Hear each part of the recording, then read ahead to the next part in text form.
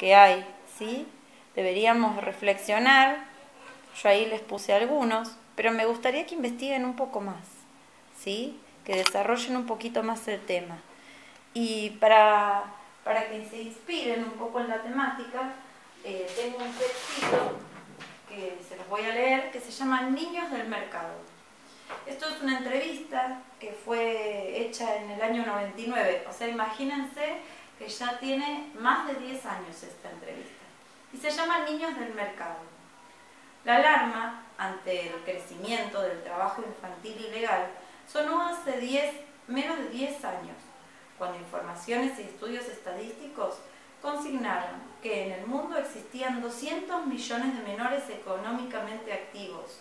Hoy llegan a 250 millones.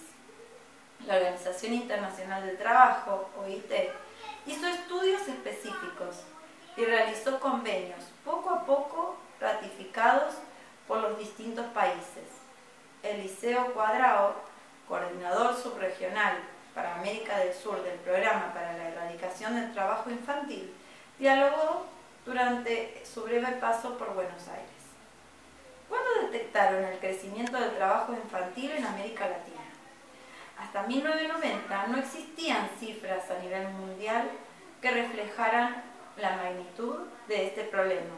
Hoy las estadísticas consignan que en América Latina la población infantil trabajadora representa un 7% sobre el total mundial. Significa una tasa de participación infantil de un 20%. En la Argentina se calcula un nivel medio de alrededor de 200.000 chicos económicamente activos. El 90% del trabajo infantil se concentra en sectores informales, agrícolas y urbanos. Por otro lado, le preguntan, o sea, esto es muy grave. Como verán, tenemos una participación bastante importante en el trabajo infantil. Por otro lado, le preguntan, ¿se modificó la proporción de trabajo infantil en las ciudades respecto a las zonas rurales? Y la persona esta contesta, en la región, hace 20 años, un 80% de niños eran trabajadores en el sector rural, un 20% en sectores urbanos. El proceso de urbanización, la gran concentración productiva en las grandes urbes y el efecto de la precarización económica ha significado que se haya concentrado más la mano de obra infantil en las ciudades. O sea, ¿qué nos está queriendo decir acá? Que lamentablemente cada vez más niños en la ciudad trabajan, ¿sí? Por otro lado, preguntan, ¿cuál es la proporción entre varones y mujeres? Hay mayor ocupación de niños que de niñas. Hay una gran categoría no conceptualizada, no estudiada estadísticamente, que es el servicio doméstico, bajo fórmulas remuneradas o no. Hay gran presencia de niñas trabajando en servicios domésticos en las ciudades. Esto es gravísimo, se imaginarán. Desde el punto de vista de la ocupación laboral, que nos preocupa porque es un nivel de invisibilidad ocupacional. ¿Qué quiere decir esto? Que hay un montón de niñas menores, estamos hablando pequeñas, que están trabajando de servicio doméstico y que les están pagando o no, dice. O sea que es explotación infantil.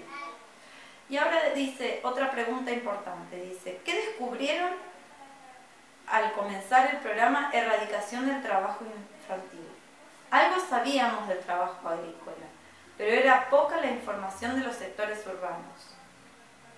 Y sobre la prostitución infantil no se han logrado todavía estudios en profundidad. Esto saben porque está todo oculto y es difícil de descubrir, ¿no?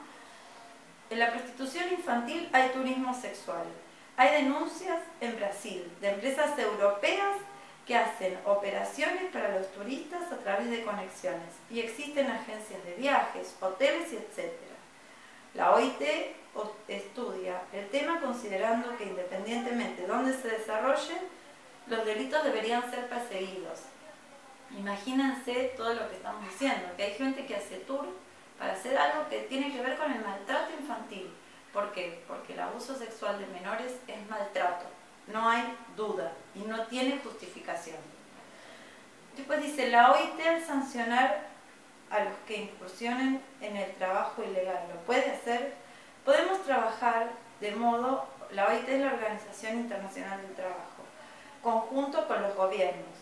Si en una empresa hay una utilización de mano de obra infértil, se lo puede reconocer, pero lo importante es la aplicación del convenio y eso le corresponde al gobierno. O sea que los gobiernos deberían controlar esto, a ver si hay o no hay. Hay muy pocas estadísticas. ¿Y cómo se puede luchar para la erradicación? A lo que aspiramos es a empezar a ver al niño como un objeto de protección y también como un sujeto de derechos, y no desarticular al niño del contexto social y familiar donde se desarrolla. Bueno, como verán, hablando de trabajo infantil, explotación infantil, lamentablemente en nuestros días justo coincidió, porque esta clase tendría que haber sido dada antes, con lo que pasó con Sheila. Entonces, a mí me gustaría que reflexionen todo lo que vimos, desde la nota, los derechos que les conté, de la convención que la pueden buscar, Convención de los Derechos de Niños, Niñas y Adolescentes, y ahora les voy a poner un videito para cerrar. Entonces la tarea sería hacer un pequeño relato sobre esta clase y vincularlo con lo que pasó con Sheila. Es la nena que actualmente en las noticias salió que lamentablemente fue asesinada por sus tíos. Y eso es maltrato infantil. Lamentablemente tenemos que hablar de otra muerte más infantil. Ahora les voy a poner un pequeño videito que es una campaña que hace la UNICEF. La UNICEF se ocupa a nivel mundial de cuidar a los niños. Y con esto ya cerramos para que ustedes se inspiren para escribir para la clase, ¿sí?